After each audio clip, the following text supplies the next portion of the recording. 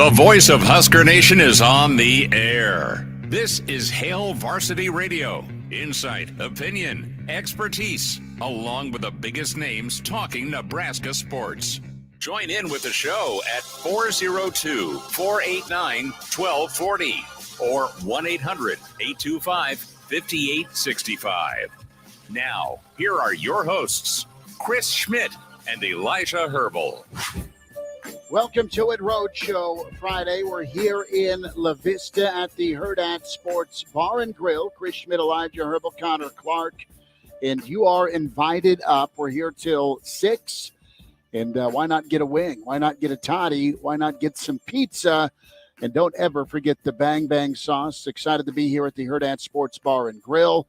And that is located 12744 Westport Parkway in La Vista, just off the interstate, kind of nestled in between Embassy and Costco and Cabela's. So come get your Friday night going, and your place to watch Nebraska-Wisconsin tomorrow as well. Numbers to dial up here on Hail Varsity Radio, 489-1240. 489-1240. Can also watch the show, stream with us in the Hail Varsity YouTube channel. The Hail Varsity Radio Twitter feed at HVarsity Radio is what you can follow to catch the replay or catch us live. We'll check in with Jacob Padilla from Hail Varsity and Hurrdat Sports coming up here in about 15 minutes. In hour 2, Bill Doleman, as he's at SoCo, not Southern Comfort, but SoCo Arena. He is getting ready for Creighton volleyball tonight, so we'll get Billy D on location, and then Clauseborne and the Friday forecast. Plenty of room for you. Get your score predictions in the stream as well, or via email, chris@hailvarsity.com. How are we feeling this Friday? We were a little optimistic, most of us, last Friday. I don't know the temperature yet. I will gauge your thoughts, Elijah, your thoughts, Connor. I know how I'm feeling. Be ready for a different prediction from me later, a different trend from past weeks, but hope everyone's doing all right. And we have put the kibosh on the roadie to Madison. Yeah. 12th hour. Elijah and I are like, we just probably can't pull it off. I did get bar and restaurant and drinking establishment itinerary from Barry. So I have the places to go, and Elijah's like twisting an arm. Can still make that flight at 7:20 tomorrow and still be on the air for the weekend edition at 4 p.m. Central. Wheels are turning. It's too late notice, Schmitty. I think we're doing a solid for the state of Nebraska, keeping you and I off the road. And we'll see though. My little sister is en route to Madison as we speak. Oh, she's okay. So we'll band, see though, right? What? The band is not. She's going with some of her trumpet friends. Okay. It is the trumpet trip this year. So the entire band is not going to be there. She is going to be there. So we'll see if the Herbel family juju rubs off in that way. Or she's going on the road instead of you for future ball games. How funny would that be if I'm stuck in studio and Lily is on our pregame show? Lily, what do you think? Yeah, go Big Red. Well, maybe that's a new segment for our Saturday show, a band preview every single day. You want to know what the halftime show is going to be? We get Lily in here. That'd be all right. That'd be pretty good. She would hate that. She's not built for radio. No, that's fine. Can find Elijah on Twitter at Herbal Find Connor Clark on Twitter at C_Clark _27. And me, Chris Schmidt at Schmidt_radio. Kent emails in. Let's go. Let's hear those Herbel and Schmitty NU picks. Ken's mocking us. That's all right. But hey, Nebraska and Wisconsin, this has been nothing short of a beatdown session for Nebraska against Wisconsin. It was supposed to be fun. It was supposed to be challenging. It was supposed to be back and forth when you came into the Big Ten, and it's been anything but after that first meeting. And Nebraska trying to snap a 9-game losing streak. Well, that has nothing to do with tomorrow other than, the reality. You can be second to last in the Big Ten West and still vying for a trip to Indy in 2 weeks. That is still real for Wisconsin. That is still real for Nebraska. That's real for Illinois. Iowa right now is vulnerable, but they still somehow find a way. Wisconsin, guys, feels very vulnerable on just their whole mindset, their whole mentality. And you have the growth versus adversity discussion, and you have multiple different approaches to things. And the one thing that when Trev Alberts hired Matt Rule, what was key was experience, but it was experience building. And all due respect to Luke Fickell, as tough as that year was for Ohio State when he was the interim head coach, and then he eventually left the coordinator spot to take over Cincinnati. Cincinnati's been a program that has gone from D'Antonio to help me out down at LSU, the head coach at LSU, Brian Kelly. Oh, Kelly. Yeah. I was only thinking I think it was Kelly. I think it was D'Antonio. A couple of other guys in between. And then here comes Fickell, and good for him. He took him to a college football playoff.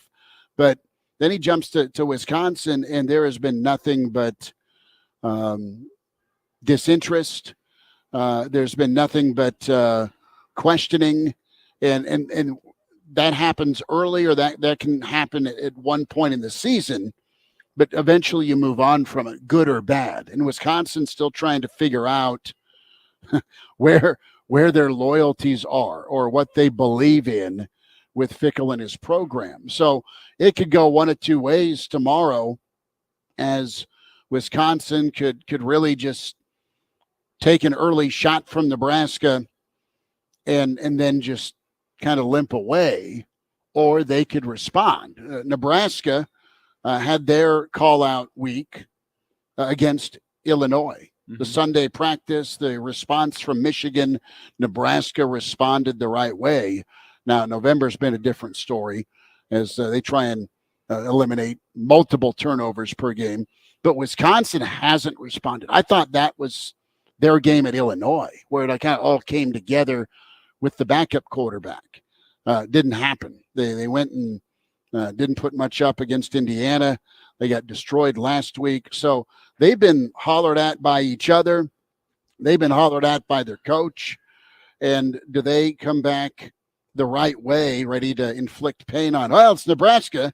You know, you beat them 9 straight, and you've made it kind of a laughingstock ball game. Not recently per se in Madison. Last year was a crazy comeback by Wisconsin in the fourth quarter. So I wonder if this is the year Nebraska gets over the hump against Wisconsin with all they're up against physically and emotionally, or if, you know what, Nebraska is still just their own worst enemy. And that's really what it kind of comes down to me tomorrow. And my thought on this game is similar to something I said before the Michigan State game, and that is, can Nebraska get something to go right early in order to really make Wisconsin feel down on themselves? They couldn't get that against Michigan State. Michigan State had good vibes early in that game, and you saw how they fought through all 4 quarters for that. Because Nebraska doesn't get that shot. I mean, I think everybody sitting around here, you, Connor, myself, all know that this will be a fourth quarter game. That's how Nebraska plays. That's how Wisconsin's most likely going to play. There's going to come a moment in this fourth quarter, in all likelihood, where you're, as a Husker fan, are going to be sitting there and you're going to say, man, the defense needs to step up and make a play. Whether Nebraska has a 3-point lead, whether Nebraska is down by 3, whether it's a tie ball game with 4 minutes left. Go get the football, score. There's going to come a moment in this fourth quarter, in all likelihood, where Husker fans are going to need a big play from the defense. That's how it's gone in just about every single win so far this year, where, you know what, the offense just turned the football over. There's a chance for this momentum to go Wisconsin's way. You need a play from the defense. That is, in all likelihood, what is this game is going to be tomorrow. But my question is can Nebraska, for once this season, get Wisconsin out early? I don't know how they do it, because I don't think it's going to be the offense making a big play. I think there's way too many question marks on that side of the ball, who the quarterback is going to be, what your game plan is going to be tomorrow. Can Nebraska finally commit to the run? Is this a game where you can do that, where Marcus Satterfield feels comfortable doing that? With so many question marks, I think a big play in the first quarter would have to come from your defense or your special teams. But if Nebraska doesn't get that, this is going to be a game where you're coming down to it in the fourth quarter. It's a close ball game, and Nebraska needs a big play from the defense. And that's probably what it's going to come down to. Nebraska either needs a huge play from the defense or the special teams in the first quarter to convince Wisconsin that, you know what, this isn't going to be your day either. It's time to roll over, or they're going to need it in the fourth quarter to put this game away and give Nebraska that late momentum that they need to carry them over the line. It's going to be one of those two stories tomorrow. I don't know which it's going to be, but something tells me the fourth quarter making a big play from the defense is probably going to be more likely. Kent follows up with his fear of our predictions later. Weak locker room cohesiveness doesn't supersede aggressive play calling, causing 4 to 5 turnovers. That's very true, very fair. I wonder if there's a little bit of caution, and that can be viewed as smart football, not passive football, tomorrow for Nebraska. NU Grandpa says if the offense holds on to the football, that's the big play. He's right. That's absolutely 1,000% NU Grandpa. Well, and it's easier said than done with this football team, Connor. Well, that's the problem. I mean, you want to talk about a big play. I mean, just talk about holding on to the football. And I know that's something that's kind of annoying to talk about at this point. I mean, it's all been offense. Hold on to the football. Don't turn it over. Run the ball. This. Like, it's annoying, but it's true. We talked about it this morning with Mitch. He said Nebraska is -5 in the turnover margin in their last 2 games. They've lost by a combined 6 points. How do you take care of the football at a night game in an environment that's going to be more juiced up than Michigan State was, let's be honest? Yep. Sure. In a game that has stakes for both teams. So how do you take care of the You football? just do it. But they clearly have not been able to. Long. Yeah, you run the ball on 3rd and long and punt it away. Brian Bushidi might be one of the more important players for Nebraska on the field tomorrow. Well, he needs to bring his kicking shoes with him. We can't have another 34 average punt, 34 yards per punt. Well, Anonymous gets the honor today as first in. He checks in. We'll get to your stream comments throughout the show and your score predictions. The Nebraska team would be favored over the NU 2022 Preach and Ender firing, the NU 2017 post-Diaco collapse, and hardly any other previous NU team. So obviously there's a good chance they will win the West. You know, I don't see them going 2-0 the next 2 weeks.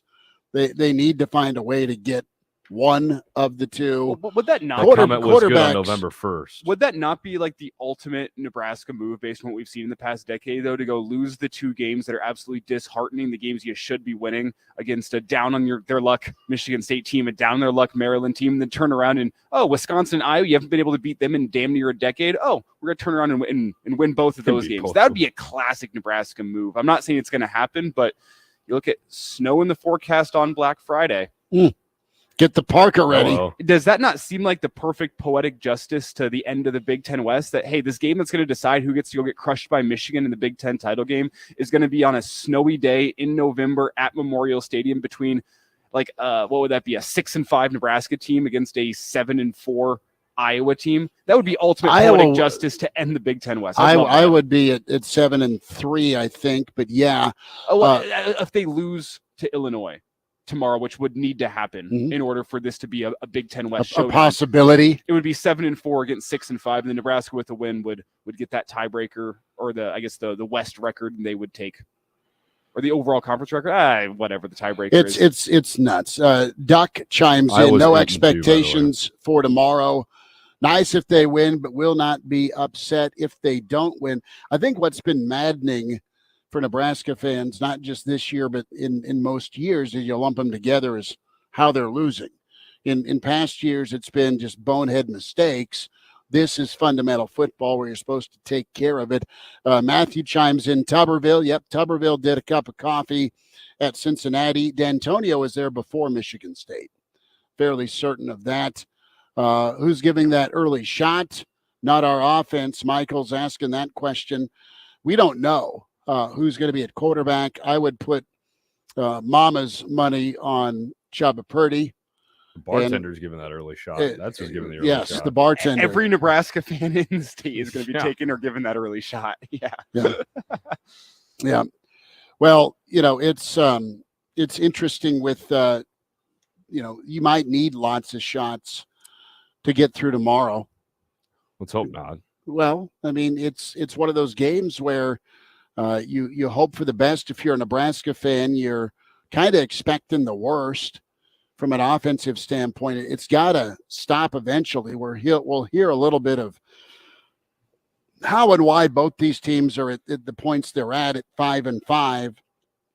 And I think you can look at Nebraska and see some growth and how they've responded well. They've come back the right way, even though they weren't wins the last 2 weeks. I know they were a little different looking against Michigan State, but they came back the right way against Maryland. Just didn't get it done. They need to come back the right way for the first time really all season long offensively. You're still waiting on that game this year where the offense complements the defense, not with 40 points, not with 30, but something beyond a drive and a 70-yard play. Give them a couple of drives, take care of the football, take advantage. Pin them deep on the eventual punt. Yeah, I mean, and just get it back. And you've seen some glimpses of it, but it's been very, very spotty for Nebraska. We invite you out. We're up here in La Vista, Roadshow Friday, here at the Hurrdat Sports Bar and Grill, 12744 Westport in La Vista. Chris Schmidt, Elijah Herbel, Connor Clark, Jacob Padilla on the way. It's Hail Varsity on a Friday.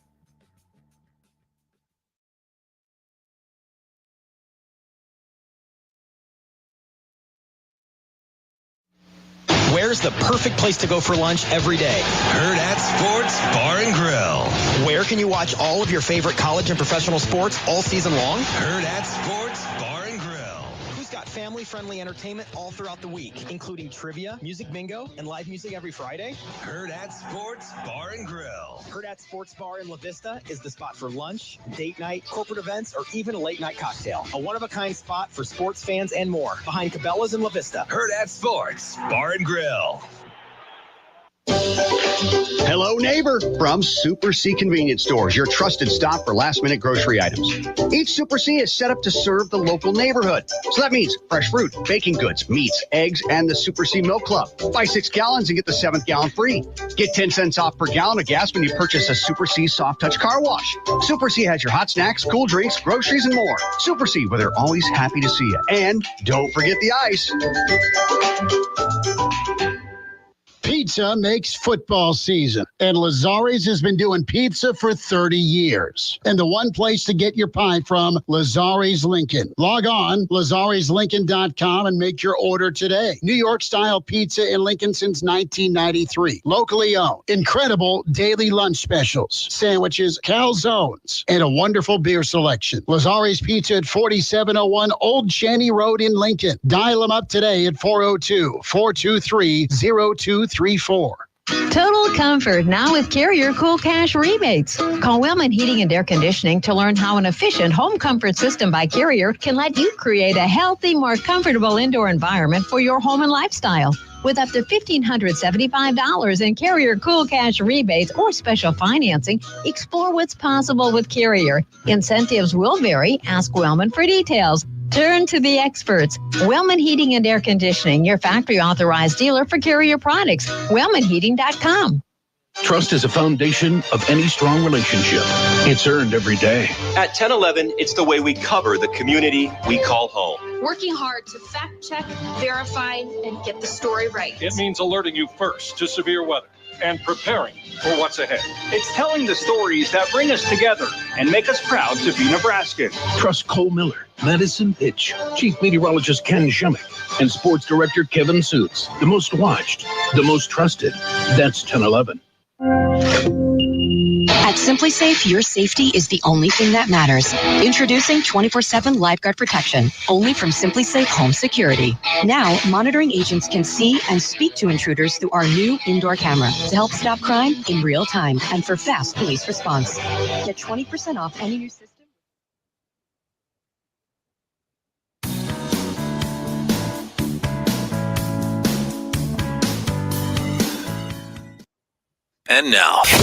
And now, back to Hail Varsity Radio. Thanks for hanging out. Hail Varsity on the road today at the Hurrdat Sports Bar and Grill in La Vista. Chris Schmidt, Elijah Herbel, Connor Clark. We welcome in Jacob Padilla with Hail Varsity and Hurrdat Sports at Jacob Padilla _ is where you can follow him. Jacob, busy weekend. Husker volleyball in action. You got Nebraska on the way to Sioux Falls against Oregon State. Nebraska trying to stop the skid against Wisconsin and their 2-game losing streak. Let's start with football. And I know you've got your magic 8 ball off to the right. Shake it, and then tell us who's starting at quarterback tomorrow. Geez. That I'm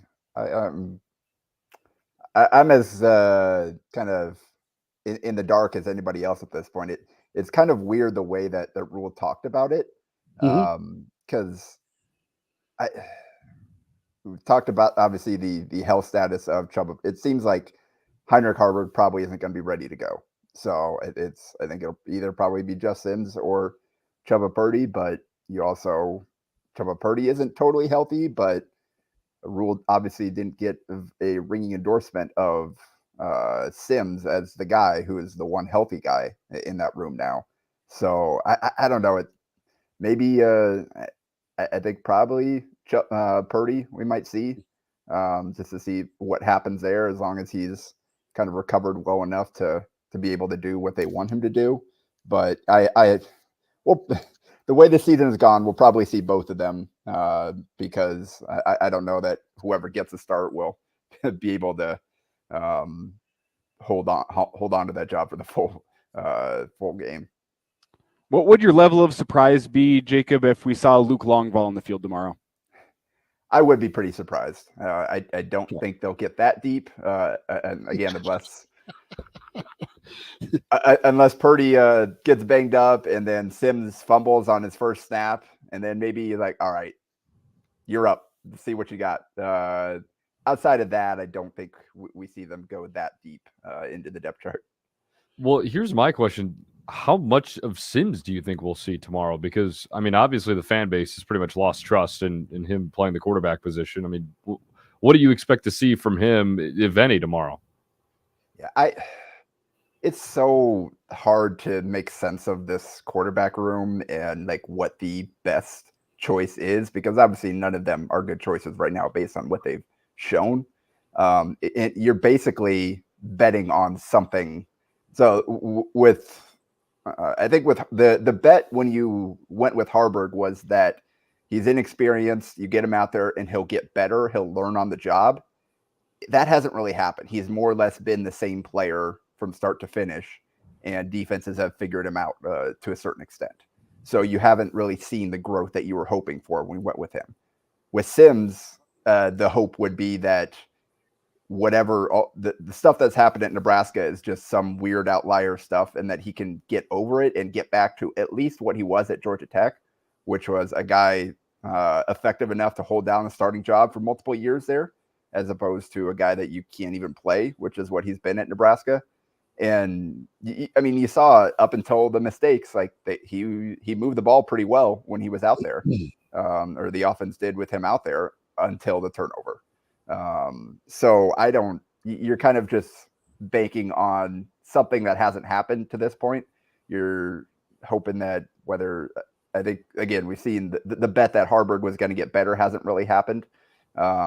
So do you go with the bet that, hey, whatever this has been happening to Sims, if we can just get him to have a successful drive, get things to go well, maybe that'll help him get over whatever it has happened here at Nebraska and get him at least back to the player he was at Georgia Tech, where, yeah, still more turnovers than you like, but he also moved the ball and put up some pretty good numbers there. And it wasn't every other play was a turnover worthy play. So that would be kind of like, if we're going to see him, it's either they're like, all right, we got no choice here. We're going to bet on his upside, bet that he can get back to at least where he was before he got to Nebraska, or Purdy just isn't healthy enough to do what they need him to do.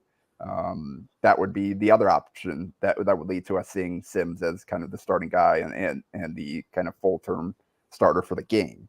That we don't know, kind of what they're operating on a different set of variables than they've got more information. So I'm assuming that's all the stuff that they're working out. I have no idea. Do we have you, Jacob? We lost you for a second. Can't hear him anymore. Let's try and fix this. All right, we will try and get Jacob back audio-wise. Oh, Jacob, we got you. Can you hear me? Now we got you back. We got you. Jacob Padilla is with us. Let's talk Nebraska, Oregon State basketball for a second, and kind of a name matchup for Nebraska with Oregon State. I know Creighton and Sparty loom. You've had a chance to see the Big Red the last couple of outings where defense was their calling card. And what's your feel on Nebraska heading up to Sioux Falls for tomorrow? Well, the good news is they've got Juwan Gary back in the lineup. They're as close to full strength as they've been. They've got most of the important pieces back available to them. And obviously he had a great debut in that first game back. So now you can start to kind of settle in and like, all right, we've got all our pieces. We can figure out what this rotation is, who the starters are, who the finishers are, how deep we're going in the rotation.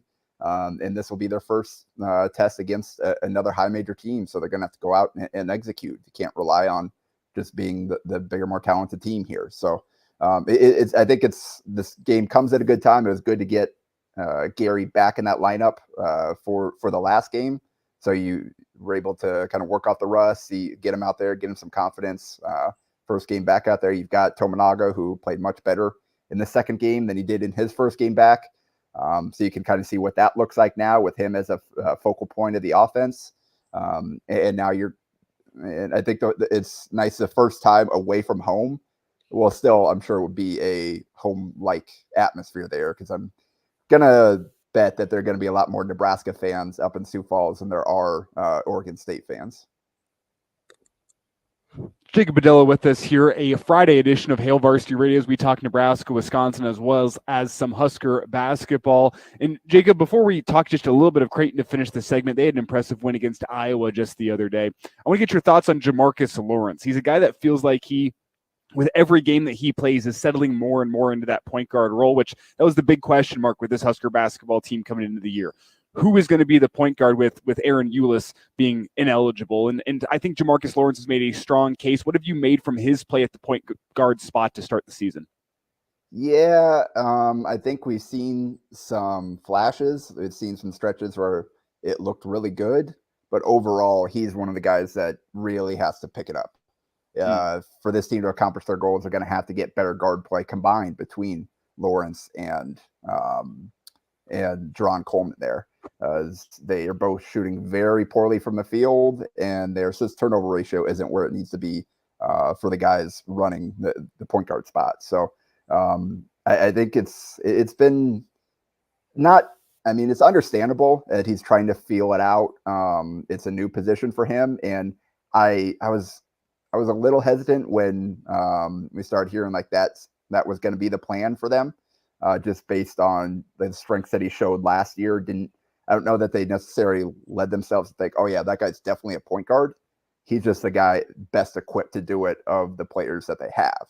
So not surprising to see him struggle a little bit early on. You see a few during that run a couple games ago where they pulled away from Ryder.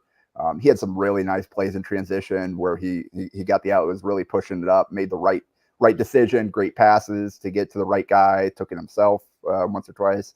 It's like, all right, that's what it needs to look like. Now he just has to get to a point where it's consistent and he's making the right play more often than not. And he has the ball go in for him because he's shooting under 30% from the field through the first 4 games. Well, Jacob, a quick thought on Creighton before we wrap it up here, as Elijah alluded to. I believe you were at the game on Tuesday. I was there as well. And something that stuck out to me, and I know this is kind of Creighton's calling card, but the way that they get up and down the floor so fast, it's like a blink of an eye, and it's an 8-0 run. How dangerous in the long term can that Blue Jay team be?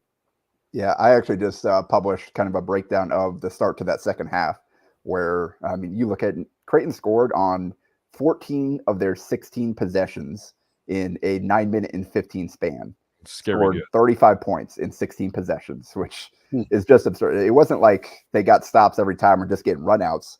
Half those were off stops. Half those were off of Iowa buckets where they had to go execute in the half court, and it didn't really matter. They were just as effective either way. So that's the thing where, yeah, they're gonna run on you. Like Kalkbrenner got 2 run-out finishes there where he's one of the best in the country as a 7-footer at running the floor.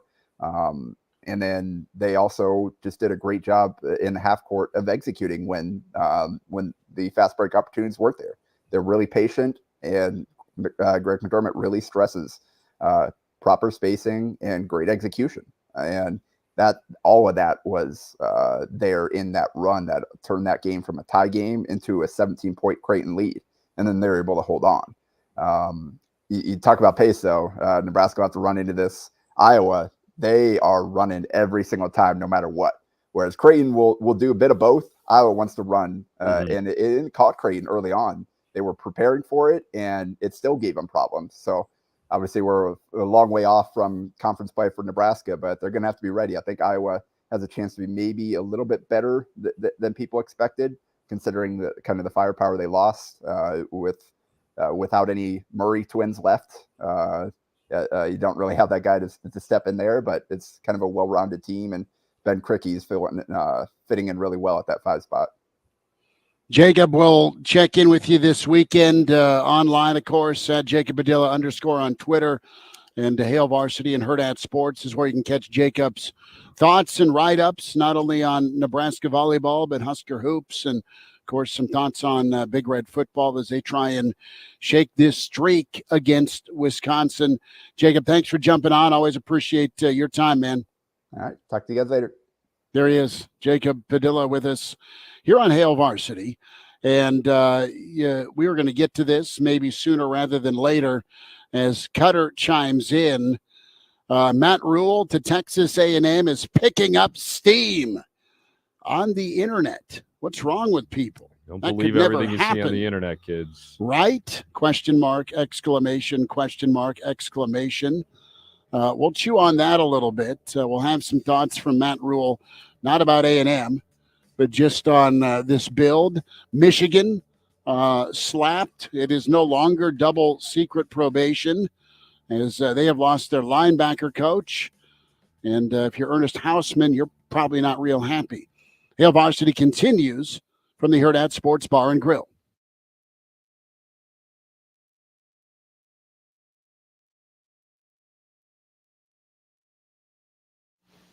Husker fans, it's time to get real.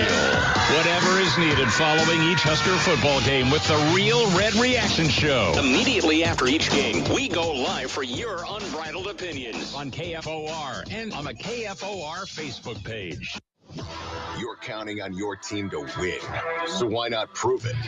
At Warhorse Sportsbook, their win is your win. Put your money where your mouth is on nearly every sporting event. Use the Warhorse app to check odds and build your bets before placing your wagers in person at Warhorse Casino in Lincoln or Horseman's Park in Omaha, including live in-game betting. No bets, no glory. Wagers may only be placed on Nebraska-based teams when played outside the state of Nebraska. Must be 21 or older to gamble. Gambling problem? Call 1-833-BET-OVER. God, I'm so stressed about my business not being ready for the holidays. Uma.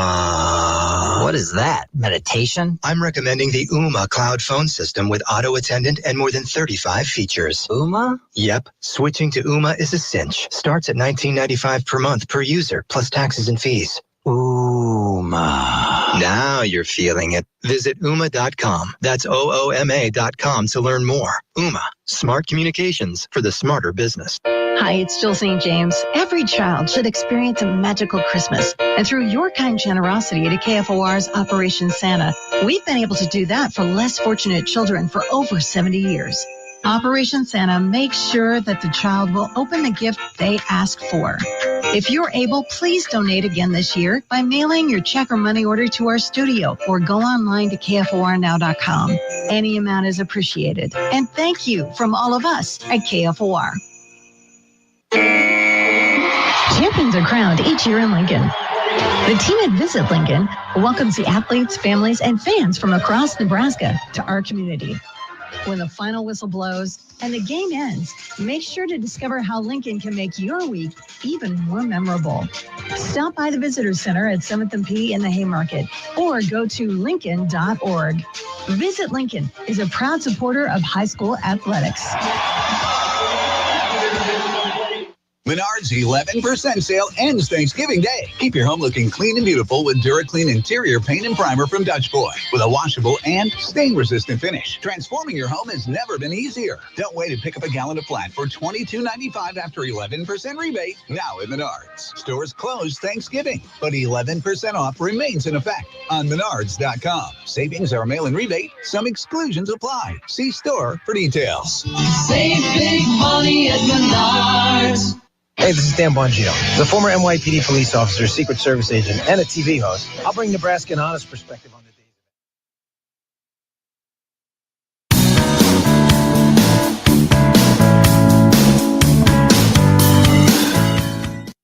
Hail Varsity Radio is live. Now, back to Schmitty. Schmitty's a great guy, but he don't have a brain. And Elijah. You want me to speak? We're not pointing you yet. On Hail Varsity Radio. Back with your Roadshow Friday. It's Hail Varsity here at the Hurrdat Sports Bar and Grill in La Vista. We're nestled right in between Cabela's and the Embassy Suites, just off the interstate. Chris Schmidt, Elijah Herbel, Connor Clark. It is shifted from Nebraska-Wisconsin to the A&M coaching search. We talked with Coach Barnett about it. One name we did not bring up yesterday with A&M, we were talking with Barney, was Matt Rule in Texas A&M. Cutter in the stream, and you can make comments here on the Hail Varsity YouTube channel or Hail Varsity Radio Twitter feed, 489-1240, the phone number. And guys, that's the vicious rumor. That is the topic on message boards and internet right now. Texas A&M, Matt Rule. What's going on? I don't know that anything's going on. If I'm Texas A&M, am I reaching out to Matt Rule's agent? Hell yes, I'm making the phone call.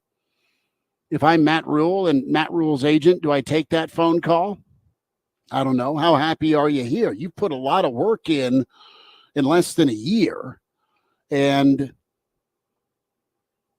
I don't know that the timing is great for you right now. And I don't know that you'd even look to leave. You've done the NFL thing. You've done the Temple thing. You've done the Texas thing already at Baylor. And if you're A&M, as good a coach and builder as Matt Rule is, does A&M need a builder? I mean, they are stacked with talent. It's been a coaching and an execution thing. So, yeah, if I'm Texas A&M, I'm calling him.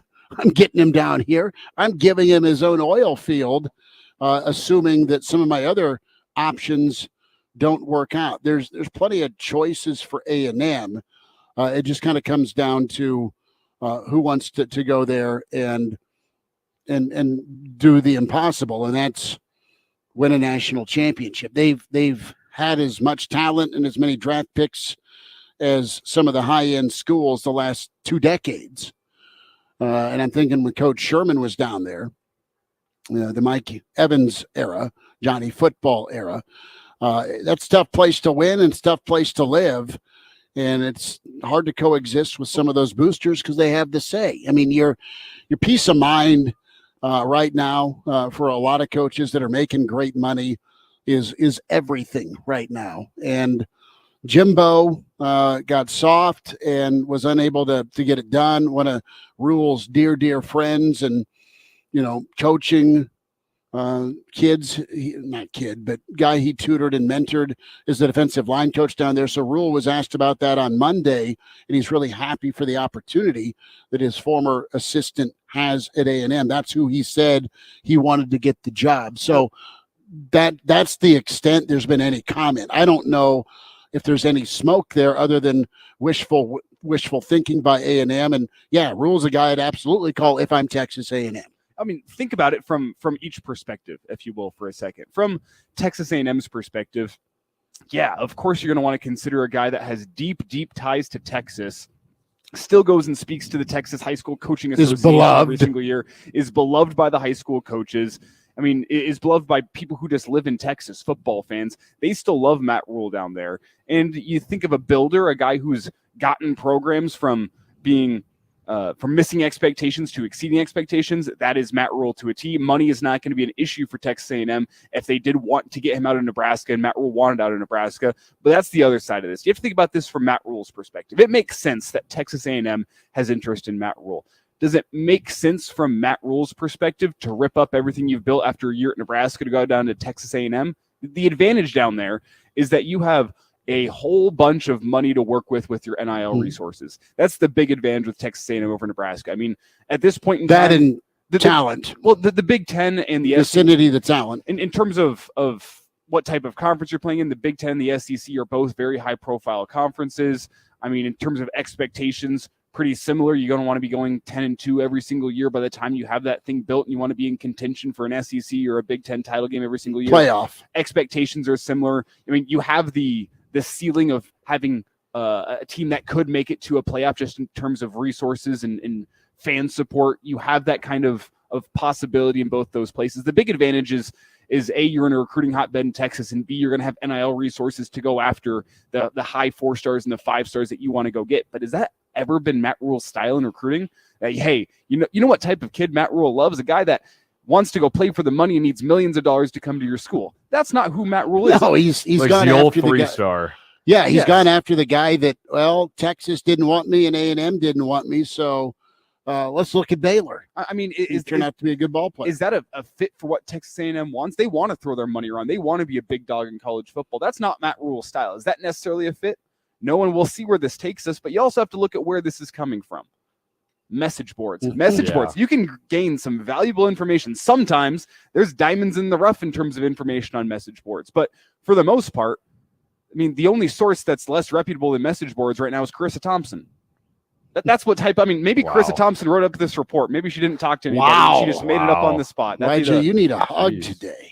I thought it was fun. Hey, I love Carissa Thompson. I support Carissa Thompson. If that actually happened, I would label it as an egregious failure for Nebraska, because I don't normally like pulling this card when we talk about Husker football, but at the end of the day, you're Nebraska football. If you can't hold on to a coach for more than a year, then there's a massive problem, and that's a part of the many reasons why I think that this is just not true at all. Well, it's probably wishful thinking if you're an A&M fan that really liked what Matt Rule did at Baylor, and it's something you don't want to hear about, but get used to it. If Rule does what he's supposed to do, okay, there's going to be knocks on his door, and that's been his history, right?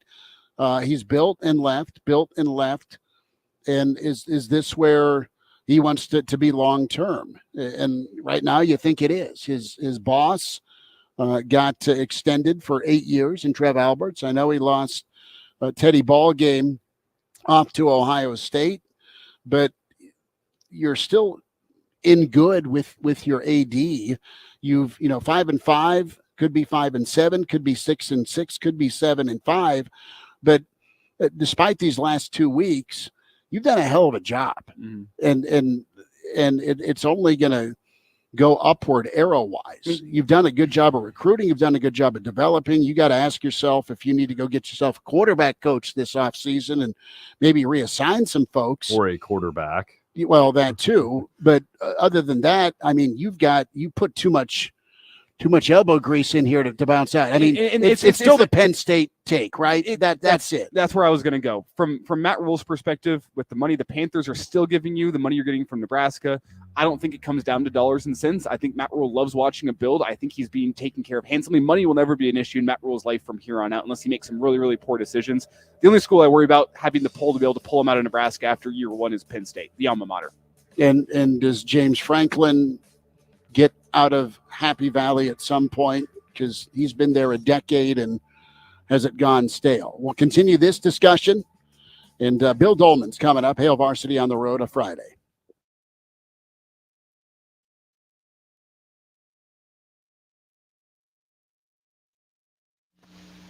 Listen to this station anytime, anywhere on Odyssey. Odyssey is your new audio home for all the music, news, sports, and podcasts that matter to you. Odyssey. That's AUDACY. Happy 62nd birthday, Granddad. Thanks, sweetheart. I got you this. A mug. What does it say? Beware. If you are 60 or older, you may be at increased risk of serious consequences from RSV, respiratory syncytial virus, compared to adults younger than 60. Not all dangers come with warning labels. Talk to your pharmacist or doctor about getting vaccinated against RSV today. RSV vaccines, including Pfizer's, are available. Learn more at bewareofrsv.com. Brought to you by Pfizer. Hi, this is Joe Cordell of Cordell & Cordell. The holiday season should remind us that faith and family are the most important things in life. And we hope that you succeed in coming together this holiday season with those you love and in the process creating some generational memories. Holidays have this magical power to magnify small things to ever greater memories over time. What a return on investment. Happy holidays. Schedule an appointment with one of Cordell & Cordell's Lincoln area attorneys. 1221 N Street, Suite 801, Lincoln, Nebraska 68508. CordellCordell.com. Super Saver has everything you need for tailgate season at home or away. Grill out with your favorite selections and serve the best sides and drinks. Super Saver, we sell for less. I'm in the car next to you on the highway. I sit in front of you on the bus. I'm one out of every 6 Americans, and I'm struggling with hunger. This isn't an uncontrollable epidemic. There's enough food in this country to feed every hungry person. Please, visit feedingamerica.org today and find your local food bank. Every dollar you donate helps provide 7 meals for those around you, quietly struggling with hunger. Together, we're Feeding America. Brought to you by Feeding America and the Ad Council. Why are the world's central banks quietly yet aggressively amassing mountains of gold? Because they know a storm is brewing, the type we might witness only once in our lifetimes. They understand that America's vastly inflated currency doesn't have much life left. And when it finally dies, gold will be a bedrock of stability just as it has for thousands of years. Hi, Stephen K. Bannon, and I urge you to do as central banks are doing. How? By diversifying your IRA or 401k into physical gold with Birch Gold Group. This will protect your savings from inflation, political instability, and economic crashes. To see how it works, get a free info kit on gold IRAs by texting the word safeguard to 989898. Birch Gold is the only gold company I trust, so text safeguard.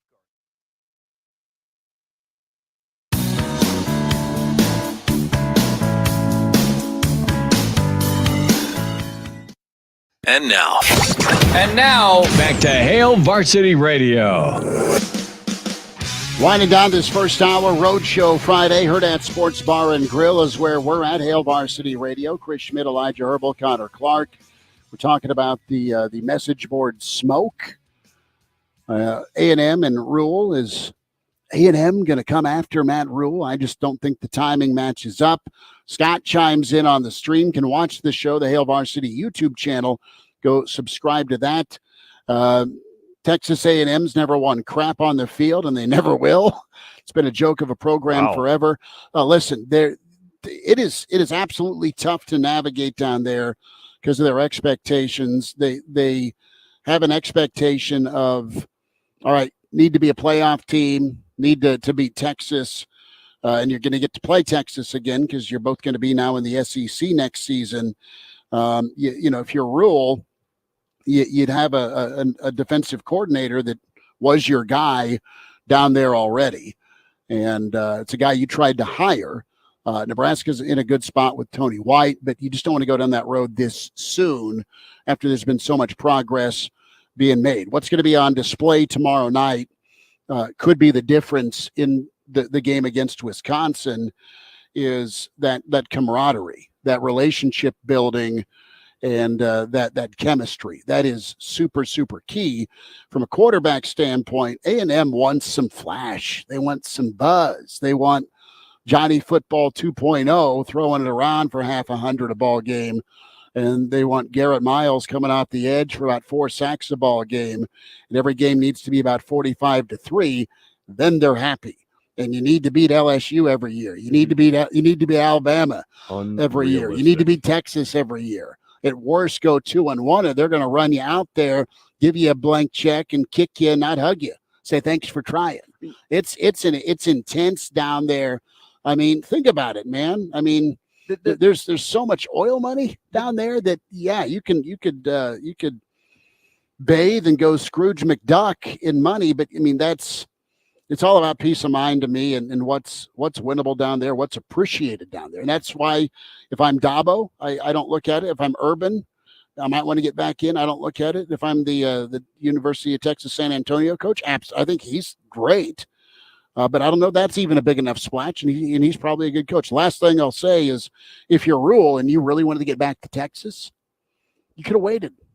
Yep. You could have waited and then looked at the job market a year later. I mean, you've heard about it in relationships. You've seen it in your life among your friends or whatnot. Right person, wrong time. You've seen that sometimes. And that's kind of what this Texas A&M opportunity feels like to me for Matt Rule. Is like, I'm sure Matt Rule would love to be back in Texas.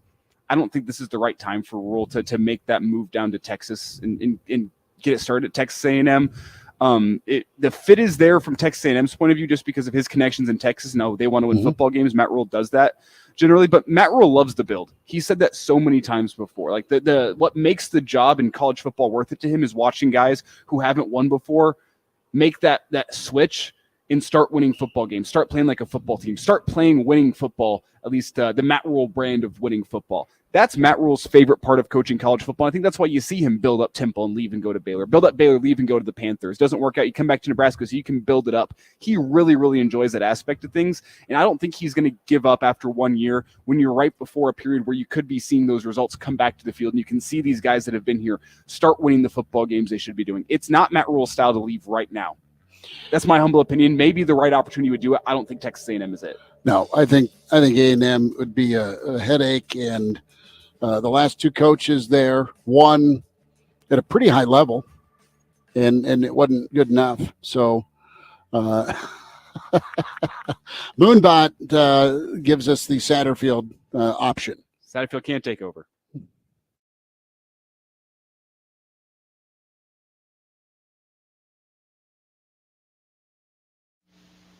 You don't have to put your remodeling dream on hold. You're home. And now that time can be more productive than you imagined. With 3-Day Kitchen and Bath, your dream can be completed in 3 days. Guaranteed. But here's the best part. You start online at 3daykitchen.com. That's the number 3, then daykitchen.com. Start your remodel right by requesting a virtual meeting. This allows the 3-Day pros to meet and greet you without actually getting together in person. So much can be done in these virtual meetings that you don't have to put your remodeling dream on hold. You've got the time. And now you have the means to start and complete a remodel in just 3 days. Kitchen, bath, both. Visit 3daykitchen.com or call 877-229-8829 and get details. Remember, that's the number 3, then daykitchen.com or call 877-229-8829. You're a click or a call away from starting your next remodel. 3-Day Kitchen and Bath, helping you create dreams. 3-Day Kitchen and Bath. The votes are in, and now we know who's the best of Lincoln. See for yourself at KFORnow.com. Whatever you're looking for, Lincoln's best winery, best fitness center, best coffee shop, or best sports bar. We've got the winners in over 50 categories. Don't shop, eat, or call for service until you check out the full list at KFORnow.com. Who's got the best car wash, the best appetizers, the best tires? Before you go, know who's the best of Lincoln. See the results now at KFORnow.com. Are you drowning in a sea of shopping lists and holiday stress? Then head to Jet Splash. Nothing soothes the soul like water spraying directly at your face as a 200-pound rotating brush slaps voraciously against the roof of your family truckster. Plus, you can get all of your holiday shopping done in the process. Our holiday sale is going on now, where you can get the best deals of the year on annual membership. This is your station for local news, talk, sports, and weather. FM 101.5, 1240 AM, KFOR, Lincoln. From ABC News, I'm Daria Albinger. A psychiatric hospital in New Hampshire is the site of the nation's latest shooting. State police say there are multiple victims at New Hampshire Hospital, an inpatient facility in Concord, and that the suspect is deceased. Scene remains active as one suspicious vehicle has been located. The suspect in this situation is deceased. All patients are safe. And Colonel Mark Hall, director of the New Hampshire State Police, says the shooting was contained to the hospital lobby. Negotiations to release Israeli hostages are ongoing. The U.S. and a Mideast nation playing key roles. President Biden spoke Friday morning with the Emir of Qatar. The White House said they discussed the, quote, urgent need for all hostages held by Hamas to be released without further delay. Negotiations for a hostage deal with Hamas are still ongoing, Israeli and U.S. sources told ABC on Friday. The potential agreement would involve Hamas releasing a certain number of hostages in exchange for a pause in fighting of some length of time in the Gaza Strip. The White House said the president and Emir also spoke about ongoing efforts to increase humanitarian aid into Gaza and Israel's decision to resume fuel deliveries for life-saving aid. Karen Travers, ABC News, Washington. Aid groups in Gaza say the situation for Palestinians is growing more dire by the day. We do not have fuel for our operations and we need fuel. And we have been pleading for more than 3 weeks now, almost begging for an urgent delivery of fuel. Juliet Tuma with the UN's Relief and Works Agency for Palestinian Refugees says more than 800,000 people are being sheltered in schools and other buildings. President Biden closing the historic APEC summit in San Francisco. The last meeting was on the sidelines with Mexico's President Lopez Obrador. The Carter Center says former First Lady Rosalind Carter has joined her husband in hospice care at their home in Plains, Georgia. You're listening to ABC News. When it comes to making plans, you are the best. What about those round trips that you plan in advance, which are perfect on your way there and perfect on your way back? Or those meetings with friends for which you make a group chat 3 months before so that nobody or anything is missing? Or your daughter's first birthday party. You planned it with such dedication that instead of the first date felt like our 15s. The same way you plan each detail for those moments. Start planning to protect you and your loved ones from a natural disaster. Sign up for local weather and emergency alerts. Prepare an emergency kit and make a family communications plan. Protecting your family is the best plan you can make. Get started at ready.gov/plan. Brought to you by FEMA and the Ad Council.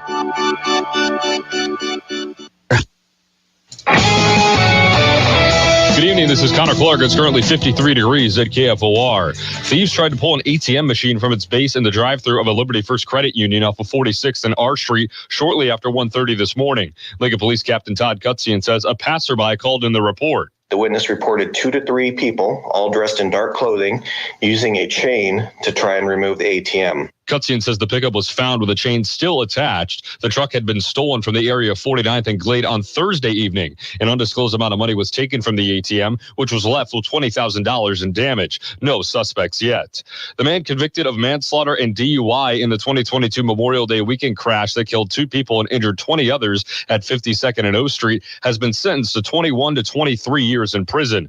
A Lancaster County judge on Thursday afternoon handed that sentence down to 20-year-old Kavell Stark of Omaha, who was traveling close to 90 miles an hour when he crashed into another car with 20-year-old Emily Siebenhor and 22-year-old Edith Hermosillo inside, sending both vehicles flying into a crowd of people who were gathered for an event. The 2 women in the crash were killed. Here's prosecutor Ryan Decker. These deaths and the mental and physical injuries that everyone is enduring as a result of this case were caused by the selfish acts of Mr. Stark and were 100% avoidable. The crash report indicated Stark tested positive for marijuana. Stark expressed remorse, saying, quote, "I'd just like to say that I was wrong for the decision I chose to make at the time," end quote. Stark's attorney, Mike Bianchi. And my client has to live with the fact that he was wrong. Stark will be eligible for parole in 2033. Nebraska men's basketball team looks to build on their best start since 2018. Fred Hoiberg and his squad take on their first Power Conference opponent, Oregon State, at the Sanford Pentagon in Sioux Falls, South Dakota.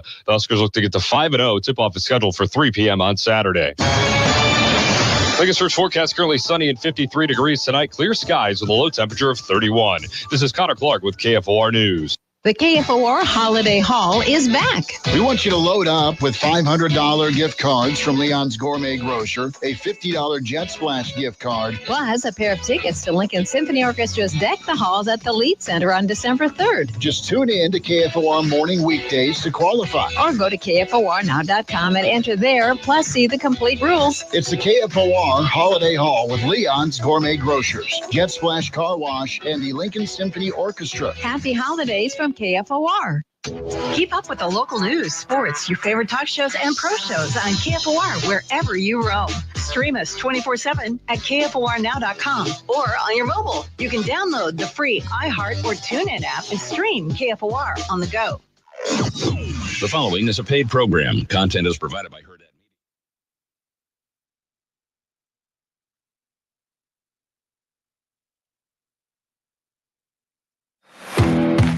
He's the pride of Fairbury, an average Joe. Bill Dolman, the professor. I had a 6 ACT in 1967. One time I got an A and my grandma beat me for cheating. Now with Hail Varsity Radio. Back into it at Hour 2. It's Hail Varsity Radio here at the Hurrdat Sports Bar and Grill in La Vista. We check in with Bill Dolman, set to be doing volleyball tonight. Creighton in action as Billy D, you're courtside shortly. I think, Civic? Is that right? No, I wish it was the old Omaha Civic Auditorium. Well, that would bring back some days, wouldn't it? It would. Let's see if I could pick up my lost Motley Crue Ozzy Osbourne ticket from 1984 and then stay at the Red Lion. Yeah. No, we're at Sokol Hall tonight, Nebraska Public Media, Creighton, and Xavier. This is the final weekend of Big East play. And Creighton's going for its 10th consecutive conference championship in 10th in the last 11 years or something. They've dominated the volleyball side of the Big East like the men have dominated the basketball side in recent years. So looking forward to that. And they are out for revenge against Xavier, who beat them for the first time ever when they met back in September. That has been on the locker room wall as a reminder. I don't know if there's as many posters up in the Creighton volleyball locker room as there are in the Nebraska locker room, as that was not put up by Coach Rule, but by members of the football team 9 times, 9 in a row, the old Ferris Bueller line. I don't remember Ferris being gone 9 times. Well, Nebraska has not handled Wisconsin since the White Album, I think, from the Beatles, at least in Camp Randall. You have to go back to the ugly uniform game in 2012. All right, let's talk about being due. Yes, Nebraska's due. Wisconsin's been just a train wreck this year, and they're working and talking about buy-in in Week 10. You know, the comments that I can't remember the player from Wisconsin who made them last weekend after their loss to Northwestern. You know, that was just almost despondency and lost, as to what has gone on. And it was kind of depressing. Just as a football fan and as somebody who likes to, watch, what Wisconsin has built and the way they play in the Nebraska mold under Barry Alvarez, they just seem like, they are wandering in the wilderness right now. And of course, they'll probably put it together for one last go around on senior day at Camp Randall. And instead of, playing Might As Well Jump by Van Halen, they will actually jump around again in the third quarter. But it's really surprising how that thing has turned out with Luke Fickell in year one. I think we all kind of thought, well, why are you going to do the air raid at Wisconsin? But surely you're not going to just force it in there, right? No, they're pretty much going with the whole Bill Callahan to Nebraska blueprint, just jamming it right in there and seeing what happens. It's Bill Dolman with us here, a Friday edition of Hail Varsity Radio as we look ahead to Nebraska-Wisconsin tomorrow night. Bill, he's going to be on the call for Creighton volleyball tonight. And Bill, I want to marry those two topics together here and ask you the question. Will you use the term kill more tonight, or will Matt Rule use that term more in his pregame speech tomorrow? I think that there will be just a few more kills tonight in volleyball as opposed to anything of the gladiators type pregame speech that we might hear from Matt Rule. but I'm sure that will probably be more the theme in the Nebraska locker room as opposed to just a volleyball term. How about that? Well, Bill, the fact that they're putting up posters about how many times they've lost to Wisconsin in a row rather than you're one more win away from a bowl, I mean, does that give you any more encouragement than you maybe had? And what are your expectations heading into tomorrow night? Maybe that is, if that's what they're doing and motivating themselves in that way to end a 9-game losing streak, as opposed to wearing the albatross of not being in a bowl game. I think one motivates, the other just applies more pressure. And if Nebraska continues to go into football games thinking, we got to win this one to become bowl eligible, and then they don't. We got to win this one to become bowl eligible, and it doesn't happen. And you have 2 subpar performances against subpar opponents. And, I've watched the Maryland game 3 times now, and I cannot for the life of me figure out how Nebraska lost that game, other than some questionable coaching calls, right?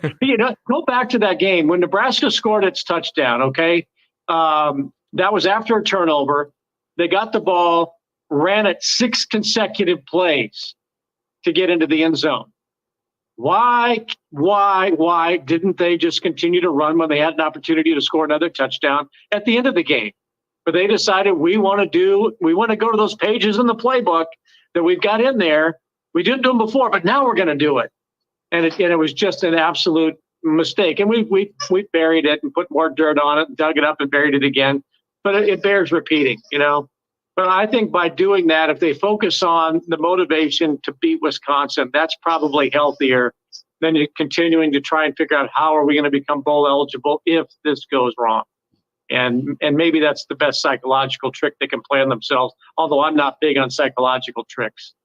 Well, let's talk the quarterback merry-go-round, Bill, as you have a guy that's back from injury in Mordecai, and he seems like a fit for this offense. There's knowledge about Mordecai with Rule and his staff quite a bit. Defense has got to show up, but Nebraska, we're not sure who and how much. Tomorrow at 6:30 behind center for Nebraska, what would Bill Dolman do? I would be really going deep into the Luke Longball playbook to see just how successful he was in junior college. Did he make the trip, by the way? Are they taking 4 They are. QBs? Yeah. He might be the only healthy one on the roster, to be honest with you. From being on campus today, and not that anybody has any official capacity, but the buzz that I heard was that it's going to be Purdy. And I think Nebraska goes with, that's probably the safest thing. That whatever's going on with the groin, you let him go as long as he can. And if he's feeling good and healthy, maybe that's a different look that Wisconsin is not prepared for. And, he moved the ball pretty well outside that last play against Maryland. So maybe that's the idea. I think behind him, you got to hope that Heinrich Harburg is healthy enough to do whatever he can do. I would be more comfortable with players who have physical, shall we say, limitations as opposed to, how Jeff Sims is feeling in terms of his confidence. Because that confidence is shaky, and he was despondent after the mistakes last week. I think it has to be Purdy, Harburg, and then Sims or Longball, actually. And I mean that. I think Longball probably has to be in on whatever the game plan is. It's Bill Doleman with us here, a Friday edition of Hail Varsity Radio. Bill, what's the number of carries you'd like to see for Emmett Johnson tomorrow? He's pretty clearly taken over that running back 1 spot. I don't know how much Anthony Grant will see, but I think we're going to see a pretty heavy dose of running the football tomorrow. It's Big Ten weather, a night game in November in Madison. How many carries, if you were Marcus Satterfield, would you be giving to Emmett Johnson? Well, he wears number 21. So how about that? Let's put that there for starters. I think he's really developed and grown this year. I've enjoyed watching him play, and his run in the fourth quarter against Maryland, I think is the best run we've seen from a Nebraska back all season long. He's matured. He looks comfortable in that position. I don't think he's put the ball on the ground, knock wood. So his ball security is pretty good. I continue to wonder whatever happened to the fullback. I know Bonner scored on a sort of a reverse last week, but Nebraska's not going to go to a fullback, I guess, in a Big Ten night game in November in Wisconsin. But I think it's got to be a 21 plus carry day for Emmett Johnson. Behind him, I'm not sure Anthony Grant where he is with his confidence either. Maybe he's got that one last burst of energy and a couple of great runs and holds on to the football and scores twice with 14 carries. Great. But I think Nebraska's probably going to run the ball at least 40 times. I would bet that's probably the number to hit. And hopefully they do it when they get close to the goal line. Bill Doleman's with us on Hail Varsity Radio. And when you talk about the rushing attack, I want to go to the other side. How confident are you in Nebraska's defense in containing Braylon Allen? Well, I don't think that they have to be as concerned with, the passing game like they were last week against Maryland and Tagovailoa. I said last week, Nebraska is a 3-3-5, and it was going to be up to the 5 to try and stop it. And for the most part, Nebraska did, outside of that 2-play 69-yard drive in 33 seconds that resulted in a touchdown and on the pass interference. Oh, by the way, do you think the Huskers missed Quentin Newsome last week? Well, he should be back, I believe. So the secondary, I think, should be fairly strong. And I think Nebraska all season long has been stopping the run. I don't know why that should stop just because Braylon Allen may play and may carry the ball a lot. Nebraska's defensive line, they may not have the best defensive tackle in the league, but I think Nebraska's got the two best side by side of anybody in the Big Ten, and that includes Michigan, who fired its linebacker coach today for some reason, and Ohio State. I think the way Hutmacher, and Robinson have been playing, I can't think of two defensive tackles who have played better together side by side outside of a couple of guys from Jersey 25 years ago. Bill, a thought to kind of follow up on the Emmett question. Wisconsin's been dinged this year when it comes to quarterback run. And I know that's been a question to Rule a couple of times this week in his media sessions. Again, Purdy's health, but he looked good running it 3 times for 33 yards last week in limited action. Whoever's behind center, there's got to be a heavy dose of quarterback run again, doesn't there? Especially if that's something that Wisconsin really hasn't had an answer for. Well, again, Purdy's thrown the ball 5 times all season, has 1 completion anyway. So it's not as though, he's in sync with his receivers. That's a whole new, chemistry that Nebraska needs to develop, and trying to do that at this point in the season, that's just not going to be all that easy, right?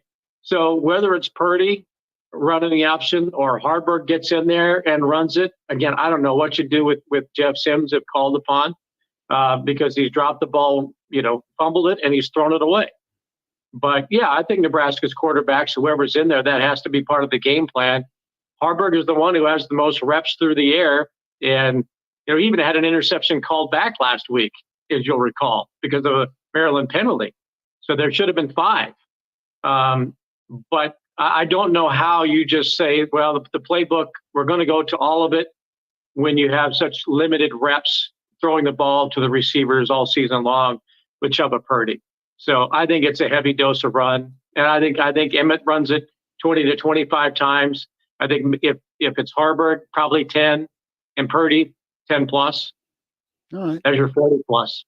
Well, Bill, to get that quarterback run going, could it be as simple as going and installing some Wildcat this week? We've heard fans calling for it for weeks now with the play of the quarterbacks. Could it be that simple to just get some Wildcat looks, get Emmett Johnson behind center and just have him take it upfield? Has Nebraska ever done that? I mean, I don't know.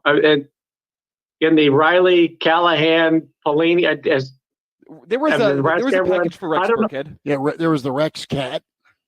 Okay, the Rex Cat. You're right, Burkhead. But I suppose you could say that with Taylor Martinez, that was always a full-time Wildcat because he was more of a runner than he was a thrower. And boy, Nebraska would like to have his arm right about now. Sure. I don't know. That sounds like those times when I was working in the athletic department as a student, and I go in on a Sunday and there'd be people would post envelopes on the doors of the South Stadium, and then you pull it out, and there's 13 players on offense, and people telling Coach Osborne to run this play. I'm not sure Nebraska is going to draw, plays up in the sand or the ground up tires at this point in the season and come up with a wildcat op. Maybe they do. They ran the fake punt last week, so who knows? Maybe they do something like that. But if they do, it's only going to be once or twice. That would be it. You're not going to have a steady diet of wildcat with Emmett Johnson, a freshman running back. I don't care how seasoned he's become as the season has gone on. Bill, let's wrap with this, and thanks for making time before your Nebraska Public Media broadcast. Again, catch Doleman tonight doing Creighton volleyball against Xavier. We need the Bill Doleman, Pride of Fairbury, Husker prediction tonight. Line is -5.5 Wisconsin. 5.5 Wisconsin? Has that moved significantly recently? It dropped to from 7 to 4.5, and now it's up a point. But that changes everything for me. I think Albano's going to have a big game for Nebraska. I think they'll be relying on special teams. So I think you're looking at Nebraska probably 87 to 22. Really? You think that Badger Open give puts up that 22? many points? Okay. Yeah, if Allen plays, that they might catch him by surprise. Well, quickly, give me the rationale. Why does Wisconsin go for 2 to get to 22 points? Because I said so. That's it. They can't go for 3. It's worth it. Yeah. Is the answer. Yeah. Bill Dolman, Pride of Fairbury, NBC Sports, and the professor at Bill Dolman on Twitter. Billy D will check in soon. Thanks for the time. All right, boys. Go Big Red. Good to spend time with Bill Dolman, Pride of Fairbury, NBC Sports, on the call for Creighton volleyball tonight on the Nebraska Public Media. So if you're watching some volleyball, check Bill out tonight. Quick timeout, open phones. Here's we're at the Hurrdat Sports Bar and Grill Roadshow Friday here in La Vista. It's Hail Varsity, and we're powered by Cornhead Lager.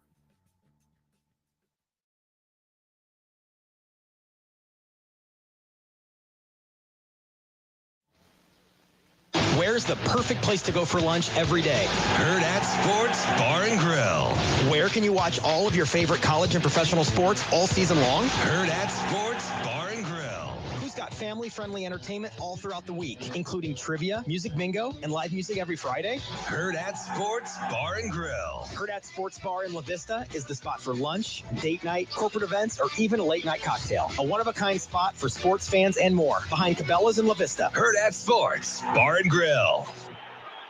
Hello, neighbor, from Super C Convenience Stores. It's that time of year. Hard to keep your vehicle clean. So visit any of Super C's 3 car wash locations for a soft touch BOGO. Buy one, get one free at any of the Super C's car wash locations. 70th and Pioneers, 34th and Old Cheney, or 27th and Ticonderoga. At Super C, you'll always save 10 cents off a gallon of gas with a purchase of a soft touch car wash. What a BOGO deal from your locally owned Super C, where they're always happy to see you in a clean ride. Diabetes, high blood pressure, anxiety meds, everyone's on them. If you're a 50-year-old male, maybe a bit porky, and you may even have type 2 diabetes, $1 million of term insurance may only cost you about $200 a month. Call Term Provider. Speak with Big Lou at 800-511-3535. Big Lou will find a term life policy for you even if you have type 2 diabetes, are overweight, or have high blood pressure. Term Provider has helped thousands of people like you who think they can't afford term life insurance. To buy $1 million of affordable term life for you, all you need to do is call Big Lou at 800-511-3535. Lou will make sure the scales are tipped in your favor. Call 800-511-3535. Big Lou will answer your call and work to fit you into a term life policy that you can afford. Remember, Big Lou's like you. He's on meds too. Call 800-511-3535. 800-511-3535 or biglou.com. For over a decade, SimpliSafe has revolutionized home security, and our latest advancement is here, 24/7 LiveGuard protection, only from SimpliSafe. Now, monitoring agents can see and speak to intruders through our new indoor camera to help stop crime in real time and for fast police response. Get 20% off any new system with Fast Protect monitoring at simplysafe.com/radio. Advanced home security, 24/7 professional monitoring for less than $1 a day. There's no safe like SimpliSafe. Bananas are only 39 cents a pound at Hy-Vee. That's not a sale price. That's the price with the Hy-Vee Perks membership. And 39 cents a pound is not just the price today or this week. It's the Perks price every day. With the Hy-Vee Perks membership, you can save on hundreds of products store-wide every time you shop.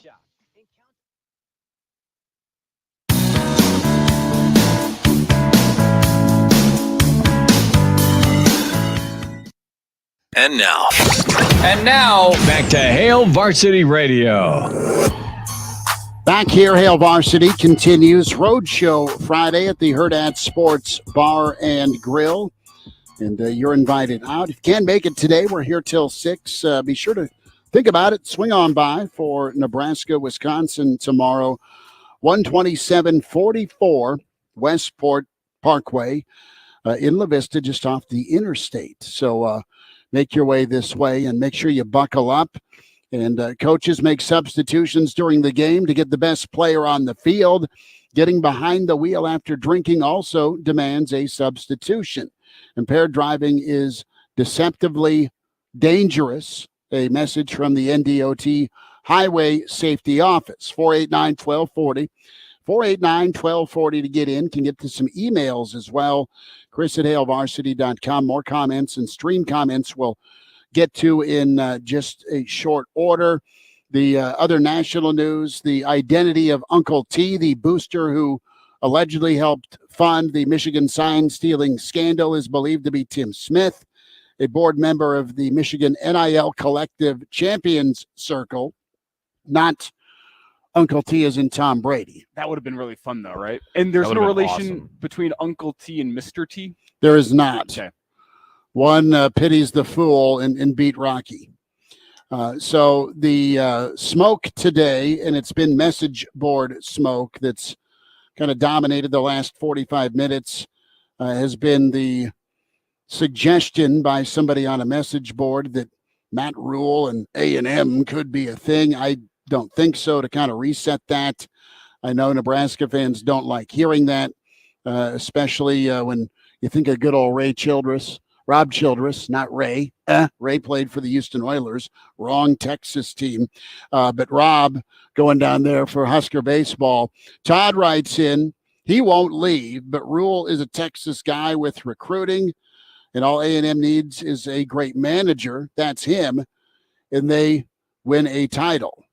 And you just wonder about Nebraska's ability to win a title. That was how Todd finished the email up. And no, the build part is really what kind of cranks up Matt Rule. And that's the process of it. And, you know, if you look at Lincoln, Nebraska and College Station, there's a fishbowl, there's intensity, there's expectations, but your expectation and timeline is a little more graceful here in Lincoln. And I think folks have reassessed. Despite some frustration with play calls or results, this team looks better, for sure, on the defensive side of the ball, better, more competent in special teams, and you're just not in a good spot quarterback-wise, but offensive line play and philosophy, when you stick with it to run the football and ground and pound, is music to Nebraska fans' ears. And it's what Matt Rule wants to do, and are you going to have the ability to do that at Texas A&M? Sure. Is that what the fans want to see? No, probably They just want to win, and they want to win by a lot. And like, what gets Matt Rule's juice? Like, we talked about the build, like the development side of things. Who has Matt Rule talked about among his former players more than anybody else? It's probably been Hassan Reddick.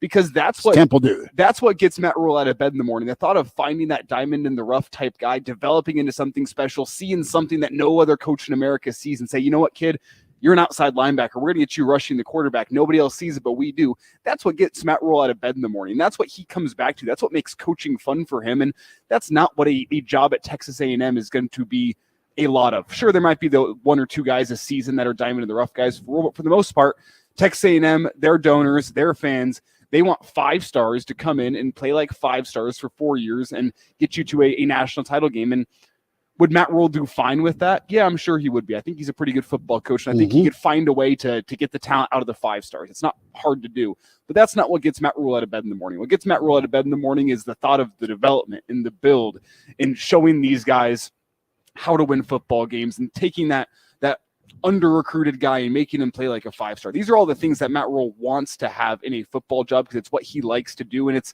things that you wouldn't have as much of at Texas A&M. And simply put, I think the main draw to Texas A&M at this point in time for Rule would be the money side of things, but I don't think he needs money. I don't think that's what his main concern in life is. I don't think he's driven by money. No. I mean, he's got a lot of it. I'm not trying to count his bank account, but he's done really well in coaching. All right. And he's earned it because he's won at a lot of spots. What makes him different and desirable, if I am at A&M or if I am at a spot in college football that needs resuscitation or at least to be relevant. I mean, the end game is very similar. Nebraska needs to be winning and relevant again, just like Texas A&M desires. Now, A&M finished number 4 in the country during COVID. Jimbo's just a different dude, and he's probably all good. I mean, he's not soul crushed or hurt that he left. He's probably like, good riddance. Let me just go buy an island and hang out. But the topic here of we get back to Nebraska-Wisconsin, what's going to be super appealing and one of those traits that makes Rule special is that adversity piece and how he's able to get teams to respond to adversity in a year one setting. And what's nice about this year is you're +4 already compared to previous years, and you're starting at a different point in Lincoln. A little bit from Rule yesterday on the topic of adversity, because that's really what, how you handle the adversity. Nebraska's in the midst of it, losing 2 in a row, but a different form of adversity than what Wisconsin's dealing with, and that is doubt. I think we just kind of we don't probably take the outside approach of it, that this is adversity. And I think we see everything as growth. Obviously, we want to win games. When we've won games, we try to be honest about where we are. And when we've lost games, we try to be honest about where we are. I think all of our guys are really aspiring to win here, get to a bowl game, eventually win a championship, and go on and play in the NFL. And so when they see themselves growing and getting better, even if it hasn't reflected on the scoreboard yet, I think it's very tangible. And so I think there's a really nice brotherhood. I think there's a bunch of guys that have been together for a long time. I think they've battled adversity in the past. And so they're good at that. I challenged them this year to be able to handle prosperity. It wasn't too long ago we were talking about a 3-game win streak, and I kept challenging them to be the same team every day.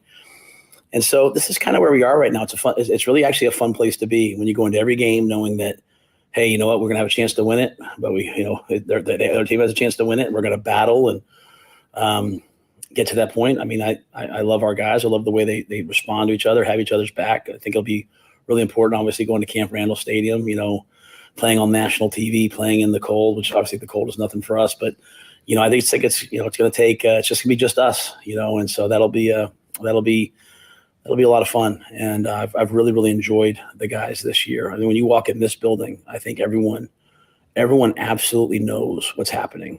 And everyone, at least what I see, everyone knows the growth that we're making. And, as I tell our guys all the time, overnight success takes a long time. And everyone looks up and says, wow, how'd that happen?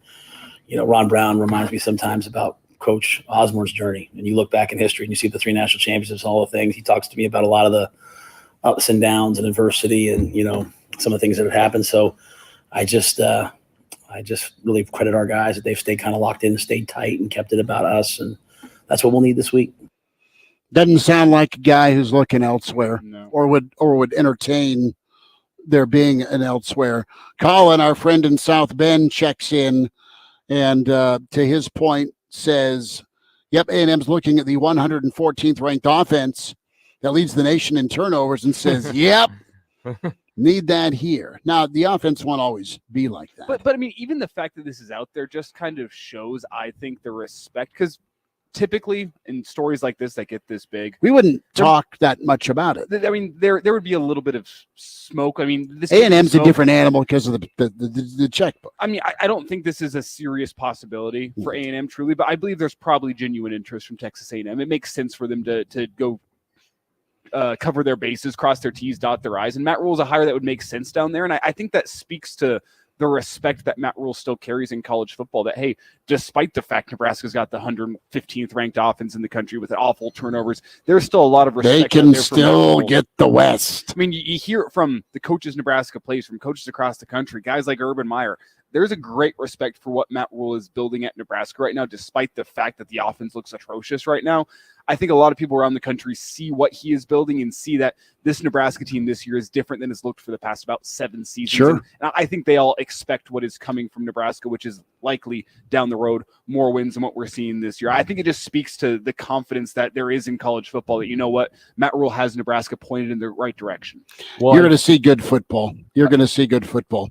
I think that if Rhule really entertained this too, and I'm not saying that he is, but it would kind of go against a lot of what he's done in Lincoln already. I mean, what he said just in that clip that we just played, and then things that he said about him and his family really embracing the community. I mean, he's seen everywhere. You go back to last winter, he's at PBA every other day, it feels like, getting cheers. So I feel like that would go against a lot of what he's said and done in Lincoln already. He's tried to really throw himself into the community and into the culture that is the Midwest and is Nebraska. So I think you combine that with it being his first year. He doesn't need any more money. That's not what motivates him, is what Elijah said. He loves developing players. That's something that is the bedrock of this Nebraska football program. It just doesn't make sense. So I think that this is a pretty far-fetched message board rumor, but hey, it's something to talk about. A&M wants it. They want to snap their fingers and have it microwaved. Ready now to do it. And guess what? I mean, they've got some dudes down there.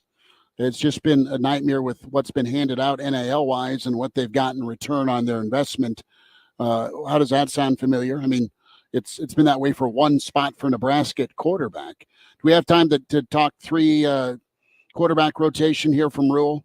We're going to be cutting it pretty tight. All right. Well, I apologize. Maybe we can get in there if we get through the forecast. And we've hit the quarterbacks hard all week long. I don't think... You know as well as we do that, we'll know the starter. We can play it tomorrow. Yeah. Well, and I mean, 4 to 6 tomorrow. And I mean, yes. with the quarterbacks, what are you expecting tomorrow? I mean, we're probably all right that it's going to look rough no matter who's on the field. It's not going to be perfect. There's going to be at least one turnover, if not multiple, from the quarterback spot. We know what to expect from the quarterback spot tomorrow, and I don't think that the quarterback spot is the be-all, end-all. You need a great day from the defense, a great day from the special teams. Running game. You need a great day from Emmett Johnson, the offensive line. It's not going to come down to the quarterbacks tomorrow to win the football game, as long as they aren't the ones that are turning the football over 5 times. An offensive game plan, you said, don't let the quarterback be the one who loses the football game for you tomorrow. Let him manage whoever it is, and hand it off. Make some throws that are called. Just be smart. Mm-hmm. Play smart football. Make smart play calls. How smart are we going to be with our projections and predictions? Friday forecast is on the way. We'll check in with Clauseborne to Hail Varsity Radio Roadshow here at the Hurrdat Sports Bar and Grill.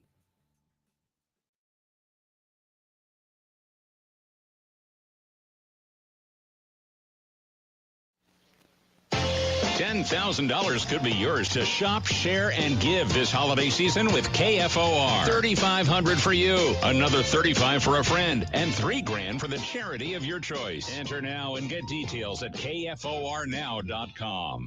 Save during Schaefer's pre-holiday savings event going on now. Choose from the area's best selection of in-stock appliances and high-def TVs, wrapped with rebates, savings, and interest-free financing. Save on the largest in-stock selection of high-def TVs from Sony, LG, and Samsung, including many sizes of OLED and 8K models. Out of Sonos sound system, you can give new life to all those family favorites. Hurry in during the pre-holiday savings event going on now at Schaefer's. I feel like I'm constantly cleaning hair off my bathroom floor. At least my Swiffer Sweeper makes it easy.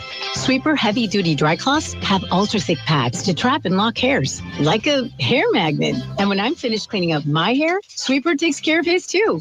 Now the hair's gone, all thanks to Swiffer. Try Swiffer Sweeper heavy-duty dry cloths. I promise you'll love them or your money back. And also try Swiffer Sweeper Wet to make quick work of tough, sticky messes. Happy 62nd birthday, Granddad. Thanks, sweetheart. I got you this. A mug.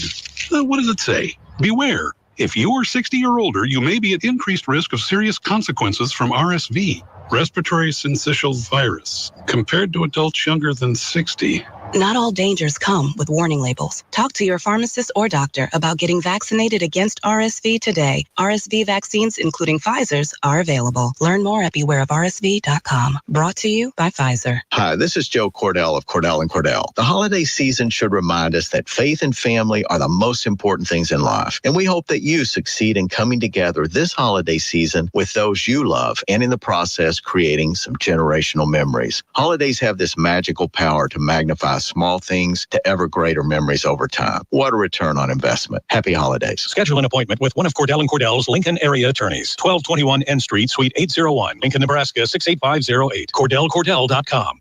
The Legacy Retirement Communities beckon you to enjoy the independence, comfort, and peace of mind they offer in their own special way at all of their locations. Connect with others, enjoy fabulous food, educational programs, fitness centers, and more. The Legacy Communities are filled with movers and doers who embrace every stage of life. Seize the opportunity to live each day enriched and grateful. For a tour, call 402-436-3000 or visit legacyretirement.com.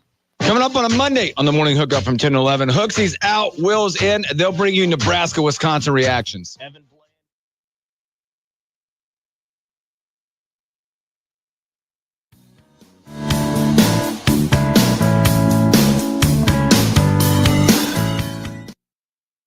And now, back to Hail Varsity Radio. Back with you at Hail Varsity. We're on the road here at the Hurrdat Sports Bar and Grill, a Friday road show. As just a reminder, weekend edition tomorrow, 4 to 6.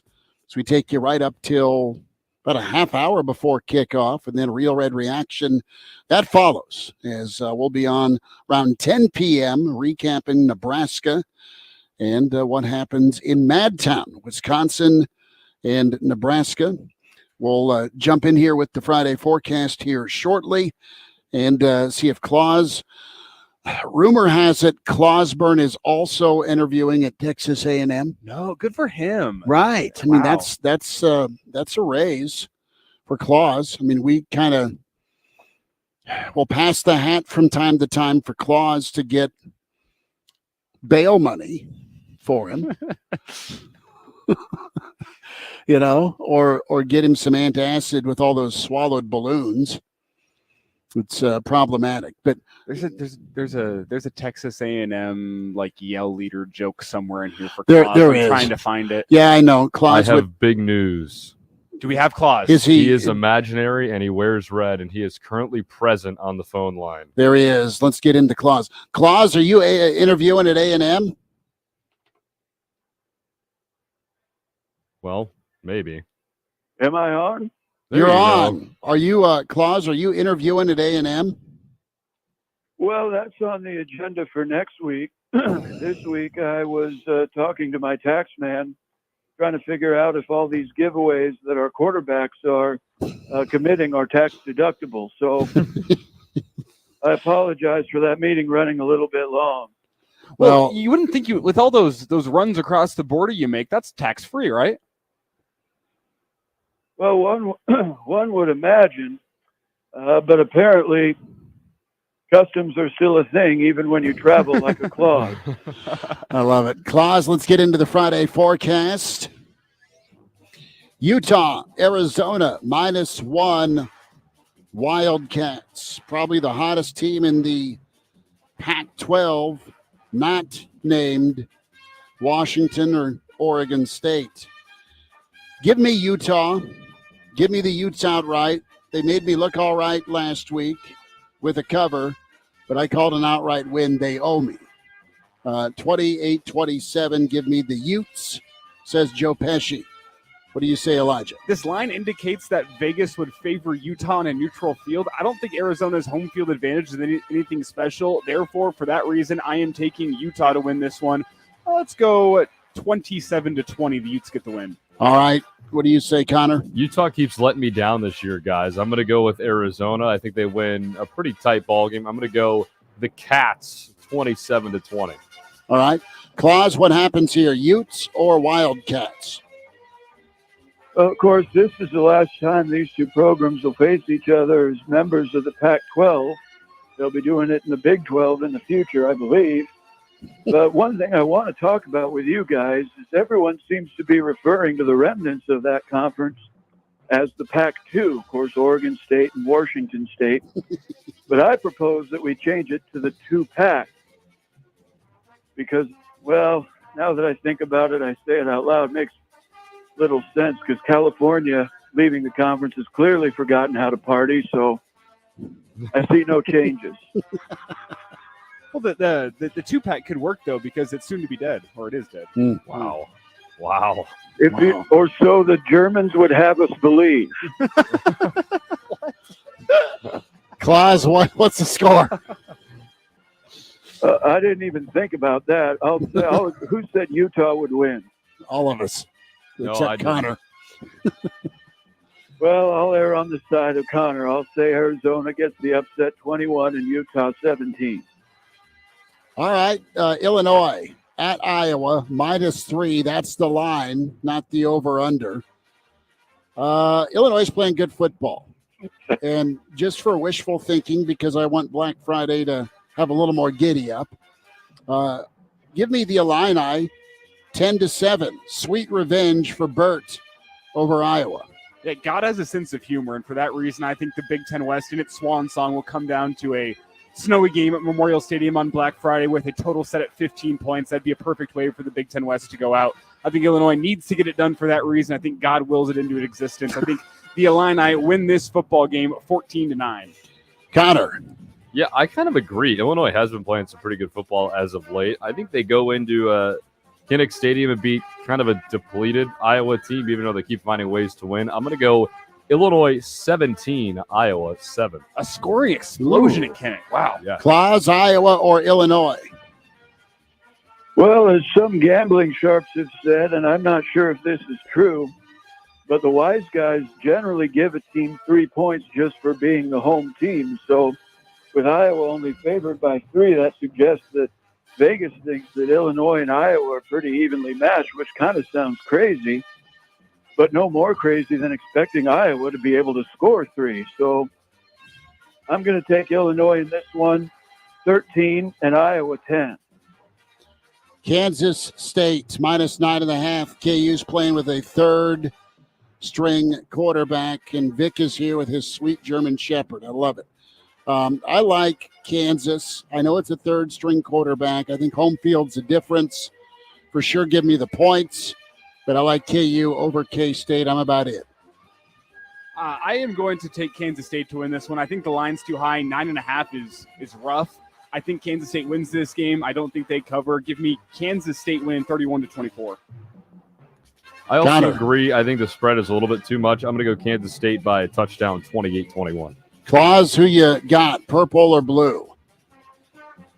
Well, it's funny, this battle for Kansas. It's funny that Elijah brought up how much traveling I do.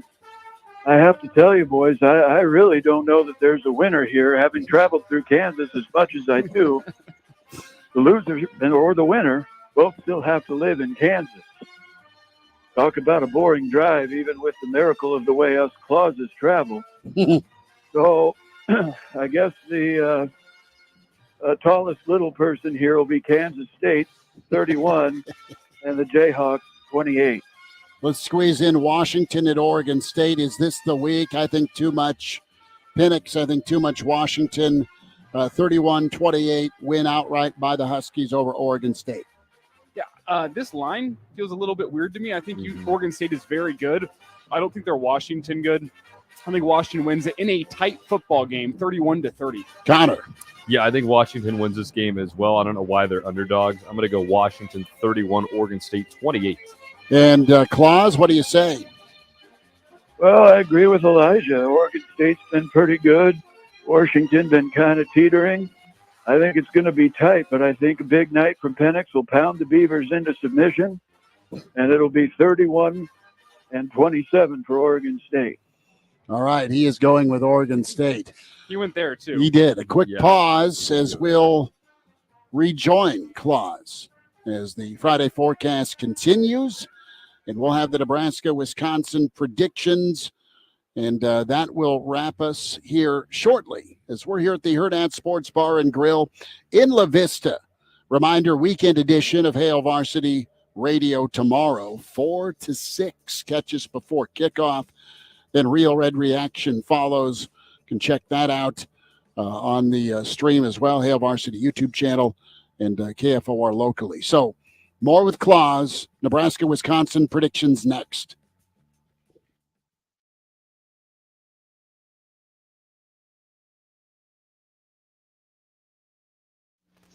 Hi, I'm Steve Carper for O Street Carpet. For Christmas, we're doing everything possible to help you spruce up your home without making a dent in your holiday budget. If you need new wood flooring, new carpet, ceramic tile, vinyl, area rugs, or custom blinds, you want to shop at O Street Carpet. We offer 12 months same-as-cash financing, Lincoln's best selection in stock, free in-home measuring, and we'll install it right away. 1732 O Street. We want to make you a customer for life. Listen to this station anytime, anywhere on Odyssey. Odyssey is your new audio home for all the music, news, sports, and podcasts that matter to you. Odyssey. That's AUDACY. At first, I was really nervous and intimidated to buy a ring. I wasn't sure what I was getting into. My experience at Starter Heyman was very easy. I felt like I walked out of Starter Heyman with the ring that was going to make her go wow and say yes. I love my ring. It is so beautiful. I absolutely love my ring. I get compliments on it all the time. I always tell them Starter Heyman. Yeah, we would definitely recommend Starter Heyman. Yeah, it was great. We're definitely coming back. In Lincoln and Grand Island or online at starterheyman.com. There's never any FOMO with the iHeartRadio app. You won't ever have to miss out on your favorite shows and contests with this radio station again. Radio 24/7, 365. We're here when you want us. Stay connected and listen anywhere when you download the free iHeartRadio app. My mother was always very active and independent, and she was familiar with her neighborhood. But one day, she stopped at the stop sign for much longer than usual. She wasn't even really sure where she was at. It's important for you to talk to someone about it. I felt so much better after my son told me, Mom, we'll figure it out. When something feels different, it could be Alzheimer's. Now is the time to talk. Visit alz.org/ourstories to learn more. A message from the Alzheimer's Association and the Ad Council. I'm Christy. I used to smoke cigarettes. I had smoker's cough and severe shortness of breath, and I knew I had to quit. Then I tried e-cigarettes, but I just ended up using both. I really didn't start to get better until I quit smoking completely.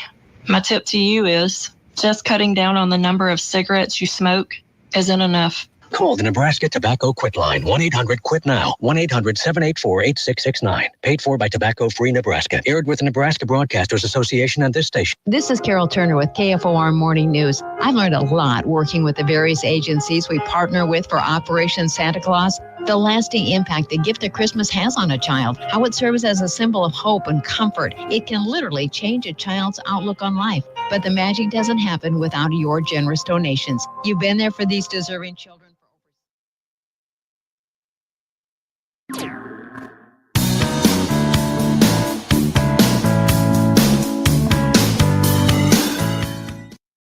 And now, back to Hail Varsity Radio. All right, Friday forecast continues. One final time here at the Hurrdat Sports Bar and Grill. Come on out. Check out Nebraska-Wisconsin tomorrow at the Hurrdat Sports Bar and Grill. We wrap up the Friday forecast, and it is Nebraska v. Wisconsin. That line is back up to 6. And I'll get things kicked off. Nebraska finds a way. They get to 6. They stay in the West race, assuming Iowa stubs their toe, and sets the scene for next Friday, Black Friday. I think Nebraska gets better play from Chubba. I think a big day from Emmett. and the defense does their thing. Wisconsin just needs a reason to say uncle. Huskers 13, Wisconsin 9. I think picking a big day from Chubba is a bold prediction, maybe the boldest take we've had today, Schmitty. So not sure I'm with you there, but I do think this Husker football team is due, dare I say, despite all the turnovers. The turnovers are the number one thing that shoot yourselves in the foot and give you no chance of winning. But this Husker football team is due for a win in Madison. I think Wisconsin's offense really struggles when they're forced into being one-dimensional. Nebraska's defense can do that, combined with the fact that Braylon Allen, his injury issues are still up in the air at this point. I think the Husker defense can shut down the Wisconsin offense. It's ugly, it's gross, it's Big Ten West football in November, but I think Nebraska ekes out a win in Madison. Give me Nebraska 14 and Wisconsin 10. What do you say, Connor? I hate to disagree with both of you, but I'm going to disagree with both of you. This quarterback room has given me little to zero confidence in that side of the ball. I know, they need to have a good rushing attack to try and win this game, but you go into a night game at Wisconsin, I just am having a hard time seeing it happen with the state of the offense. I'm going to go Wisconsin 17 and Nebraska 14. 3-pointer, says Connor with Bucky. Claus, do the honors. Nebraska or Wisconsin? The line is -6. Well, first of all, Connor, I'm so disappointed. I agreed with you most of the day, and now I've got to go. We were all rooting for you. I'm sorry. I'll try and be better next week. You better hope so. Well, Christopher, we've been doing this Friday forecast and the holiday list for a long time now. And pretty much every year since we started, I think we've been playing Wisconsin. And every year people expect me to point out that their fan base is filled with folks with a relatively rotund physique and an inordinate amount of body hair. And due to their diets and their overall rotundness, they seem to sweat a lot. And that smell comes back in the form of stale Leinenkugels, bratwurst, and overprocessed cheese. And their husbands, of course, are no better. But I'm not going to do that this year because I'm too classy. So I'll just leave it with a quote from the great American philosopher Walter Sobchak, as edited by TBS. Forget it, dude. Let's go bowling. Nebraska wins 17 and Wisconsin 13. Claus says the Big Red by 4, 17-13. Claus, behave yourself if you find your way to College Station for an interview, all right? Okay, let's get this bread. There he goes. There he goes. It sounds weird hearing a man with an old voice say that. Yeah, that is Let's weird. get this bread. Love it. Sounds weird. All right, find us tomorrow. We'll be on KFOR locally at 4 p.m.